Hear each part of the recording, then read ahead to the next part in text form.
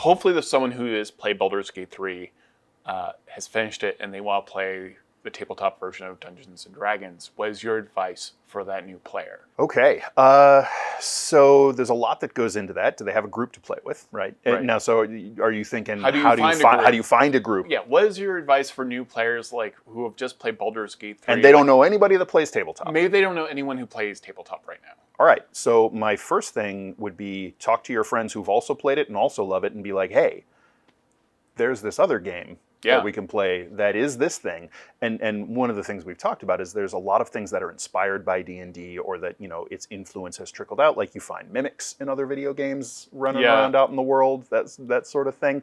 This is, you mentioned it before, this is the one where D&D is the basis of this game. They are interconnected. They are the same thing, right? Yeah. And so this is the way where you can be like, hey, we all talked about this video game we played. We had a great time with it. We talked about the different characters we played and the different paths we took to get to the ends and our different endings.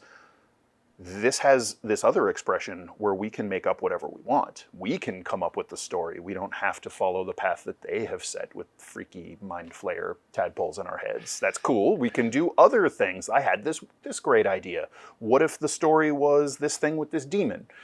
We can do that. So my advice would be talk to your friends who also love Baldur's Gate and be like, hey, Dungeons & Dragons, what do you think?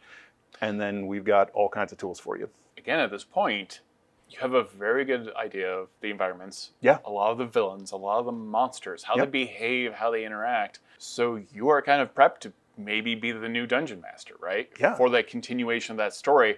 Yeah, absolutely. For that, especially for like a whole new group of people. Yeah, I mean, imagine, so, that first-time player, or for a potential player, talk to your friends. If they're interested, grab one of the starter sets, right? Grab Dragons of Stormwreck Isle. It's got everything you need. You just have to do the talking parts and bringing the characters to life and having fun with your friends. And then think about these cool things you did in the game and what really excited you, what ramped up your tension, what were you afraid that was going to happen, and just remember that as you're running it, and then you'll find ways to sort of trickle them together. Yeah, those starter kits give you everything you need really to start a D&D game. Oh yeah, and it's a great introduction. So you've got the dice, you've got character sheets and different cards for like conditions and that kind of stuff. Mm-hmm. They are very good educational resources for taking that next step, in particular after playing something like Baldur's Gate 3. Absolutely. It's a pretty smooth transition, I feel like. Yeah. And the newest starter set, the Dragons of Stormwreck Isle, it's so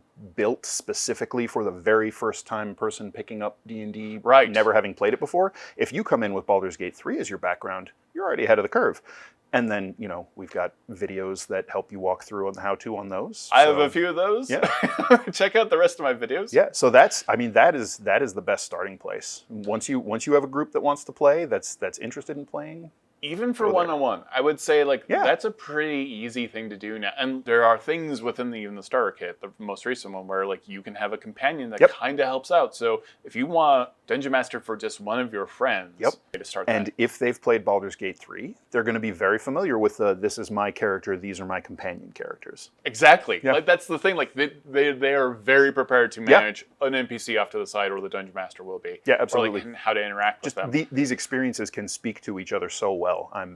I can't wait. I have to mention D&D Beyond. If you want to make your character, the character sheet that you see in Baldur's Gate is remarkably similar to what you find in D&D. So D&D Beyond walks you through all of that process, adding your spells, adding your ability scores, all of that. You could literally take all the scores that you have in Baldur's Gate 3 and just port them into D&D Beyond. Yep.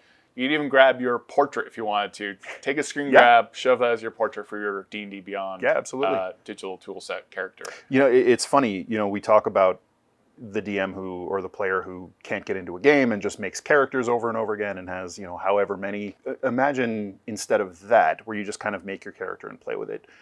In Baldur's Gate, you get to make your character and then take it out. Take it for a spin, right? You get to do that same thing with your, loads and loads of characters you haven't gotten to play yet. Then you get to play them. So for those that already have a D&D character, what's your advice for bringing your D&D character into Baldur's Gate 3? Because there is an alarming amount of subclasses there to choose from. There's some from Xanathars, from several different books. Mm-hmm. And some new ones too. Yeah. Some new that are just for the video game. Right. So, yeah, Larian's own sort of spin on things. If your subclass is represented in the game, I mean, just go as one-to-one as you can, right? Just, think about what was fun playing the, sort of the tactical experience or the just the interactive experience of your character in your tabletop game, and look for those pieces in the video game, because you're probably going to find them. Now, it doesn't have, absolutely every spell that you'll find in every source book, but there's a ton. There's so many. So you're going to be able to get real close, if not spot on. How would you sell someone who has played Baldur's Gate 3, and convince them to play D&D, the tabletop game? Oh, I mean, that's so dependent on the person you're talking to, and so you really got to dig into. All right, you played Baldur's Gate 3, you loved it. What did you love about it? Right. What was your favorite part? And then once you get them sort of talking about where they really connected with that game, then I would look for what are those touchstones that exist in the tabletop version. So, for example, if someone loves that the Warlock Will in Baldur's Gate 3 loves some interaction that they have with Will's patron, and some dynamic that can come out of that, when you can be like, all right, well, here's a Warlock you can play in D&D and tabletop. Here's an example of a patron that I have run for a Warlock player in the past, and we did this cool thing that, not exactly like what happened that you're familiar with, but here's how we did it with this different entity that was granting power. And, isn't that, what do you think? And so you just, throw out those little hooks for their imagination. It is kind of like a sneaky demo into D&D of like a conversion tool. Because it's a fun pitch. Yeah, because I mean, to your point, like I mean, again, I could either have someone just play Baldur's Gate 3, or I can ask them like, did you play it? And they're like, yeah. And like you said, like, what did you enjoy? Did you enjoy the social interactions? Yeah. Did you enjoy those persuasion checks? Yeah. There's almost something here for every type of player. Mm-hmm. In terms of like, okay, you like the romances, you like the social interaction, or you like the combat, or you like rushing in, or you like the tactical, like thinking. Absolutely, yeah. You could be like, hey, you got to the the goblin camp or the goblin fortress, right? And how did you get into it? Did you talk your way past the guards? Did you sneak around the side and climb the cliffs? Did you use your magic to charm someone? Did you just kick in the gate and have to fight everybody all at once? Good luck, Any parting thoughts? Anything? Any advice for potential future D&D players? Oh, jump in, do it. Yeah. Like we'd love to have you. We have so many tools here to help you out.